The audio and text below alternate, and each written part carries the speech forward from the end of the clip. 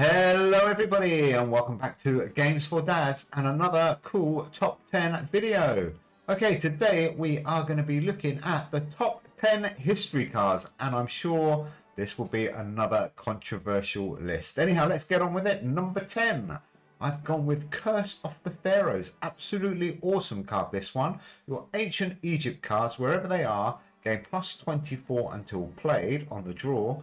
And on the play, if you're training by 200 power or more, your opponent loses minus 10 permanently.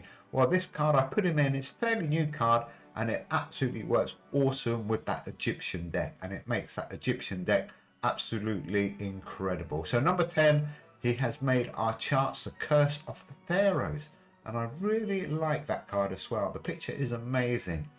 Okay, number 9 in our history ones, Longsword, another fairly new card. It's been around about 2 months, I think. On the play, if played in the middle slot between any two cards, your opponent loses minus 100 this turn. And on the return, your weapons of choice cards, wherever they are, cost plus 4 until play. So it does get fairly expensive to play, but you are guaranteed to take off 100 points from your opponent. So Longsword makes number 9 in our history cards. There's some really good history cards actually, and this list, like the science one, was quite difficult. Anyhow, let's have a look at number 8, everybody's favourite Rat King.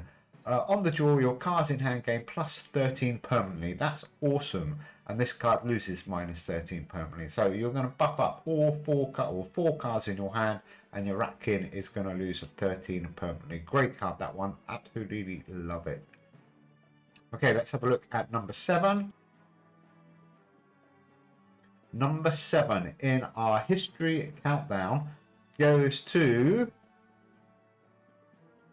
this one, the Nostra Senora da Atocha.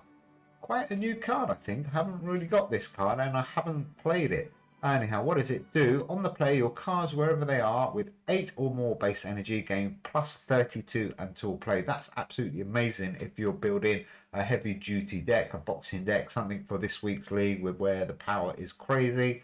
Absolutely amazing. 32 until played. And on the return, your cards, wherever they are, with 8 or more base energy, cost plus 2 until play. So probably I would say it's almost a must play this week if you are playing one of those mega decks. But anyhow, it makes our charts at number 7. Number 6 in our history countdown goes to another super cool card. I absolutely love this card. It is, here we go, number 6 is Andronikos II Palaiologos. I think that's how you say this guy. On the play, your cards in hand gain 21 for 9 turns. That's absolutely amazing.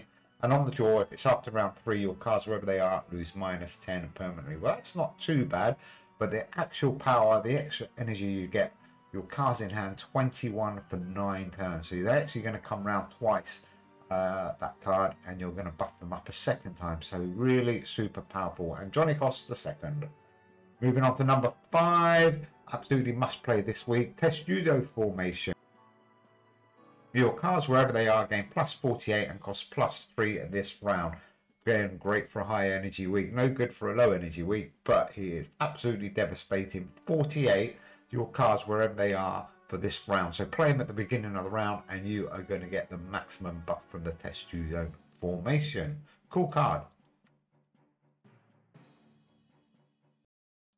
Moving on to number 4 in our countdown, another super cool card. A lot of fun to play this one. Zengdi the Emperor, or Zengdi Emperor. On the return, your remaining cards in hand lock this round and gain plus 25 until played. So you can have a lot of fun with him, and he is also going to buff up some of your cards. So cool for an overlock deck, and also cool for a high score deck. If you check out that high score video, he worked really well in that one and gave us some cool extra points on our hold cards.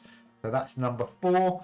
We are now getting into our top 3. These are the cool ones, super cool ones. Number 3, everybody's favorite chap, Charles Ponzi, my dapper gentleman. On the draw, your cards in hand gain plus 50 this turn. Absolutely unbelievable. And on the start, your cards in hand lose minus 10 until played. So he can be played in pretty much any deck, Charles. He's amazing. That's why I've got him in number 3, because some of the other cards in history are probably a little bit more bespoke, or you need to play them in special niche decks. But Charles, definitely worth number 3. Number 2, I'm sure a lot of people might have my number 2 at number 1, but for me, he's not the best history card, but he's definitely number 2, Shinigami. On the play, if it's the 13th turn of the game or before, a random opponent's card in play loses -500 this turn, and if it's the 14th or 15th turn of the game, this card loses -500. Well, I haven't got him at number 1 because number 1 is much better in my opinion. And also with Shinigami, the problem I have with that is you should try and get the points rather than knocking points off the opponent. I know he's useful, I know he's a good card. Whoops, what's going on here? Let's have a look. Okay, Hanging Gardens of Babylon. Honourable mention. Your cards in hand gain +35 permanently, and this card locks permanently. So pretty good for an overlock deck. 9 for 99. Expensive to play, but a really good card. The Amber Room, another honourable mention. 4 for 0. On the return, this card gains +90 and costs -2 permanently. Pretty useful card, that one. I use that a lot. That's the Amber Room. We've got another honourable mention, goes to the Library of Alexandria. There we go. On the play, your history and science cards in hand gain +38 this turn, and this card loses -40 until play. So dead useful card, definitely worth an honourable mention in our top 10 history cards. Next card for an honourable mention, I think I'm going to go with the Knights Templar. This is an awesome card. On the return, your common cards, wherever they are, gain +22 and cost +1 permanently. You need to learn how to play that one properly or build a deck around that card, but he's definitely worth an honourable mention. Another honourable mention goes to the Universal Declaration of Human Rights. And look at this one, really interesting. On the play, for every common and rare card in your deck, your epic and legendary cards, wherever they are, lose -5 until played.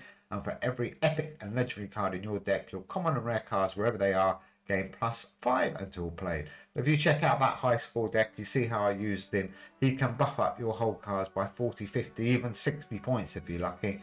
But absolutely fantastic card. I do love it, and definitely worth an honourable mention. And then another honourable mention, Bonnie and Clyde. A great card, just missed out in the top 10. 8 for 76. On the draw, all cards in your opponent's hand lose -4 permanently. This card gains +20 permanently. And if you're losing the round, repeat. Pretty cool card. I like that one. Very good. Okay, we've got another honourable mention. Full card, this one, Martin Luther King. Everybody's probably got him. 3 for 10. On the play, your cards in hand gain +20 this turn. So actually, he's 3 for 70. And on the return, if you won the turn, gain +1 energy permanently, which can be really useful. Another one is Iron Maiden. This is one of my favourite cards. Didn't put it in the top 10 because there's so many good top 10 history cards, but Iron Maiden, an amazing card. Definitely worth an honourable mention. It is a hold card in my opinion. What does it do? On the start, an opponent's random card in hand loses -25 this round. Absolutely cool. And a random card in your hand gains +15 this round. So if you haven't got Iron Maiden, do get it and do try it out, because again, it fits in pretty much every deck. Maybe not this week where energy is crazy. And on the return, actually, if you do play it, I forgot this bit, you get +1 energy permanently for every round completed. So that's Iron Maiden. Definitely worth an honourable mention, and maybe could have squeezed into the top 10, but like I said, it's quite difficult. It is a controversial list, I'm sure, and I'm sure everybody's got their own ideas, so please leave your top 10 in the comments below. I'm really interested to find out. Anyhow, let's move on to the all-important number 1 in our history cards. Anybody worked out what it's going to be? So in my opinion, and this is my opinion, the number 1 history card is Identity Theft. Absolutely amazing card. On the play, for every legendary card in your opponent's deck up to a maximum of 10, your cards in hand gain +4 until played. Excuse me. So pretty much Identity Theft. If you're lucky, you're going to give all your cards in hand +40 until played. So he works in so many different ways, but he's absolutely incredible. And for me, definitely the number 1 history card now. 8 for 68 is only an epic limited, but I imagine he is fairly difficult to get. So if you see try and grab him. Anyhow, that is my top 10 history cards. Like I said, very controversial, I'm sure. We've got some more top 10s coming up very soon. But in the meantime, thank you for watching. If you haven't subscribed, please do give us a a subscription and a like, because it really does help us out on YouTube. Anyhow, thanks guys, enjoy Q, and we will see you all soon. Take care, bye.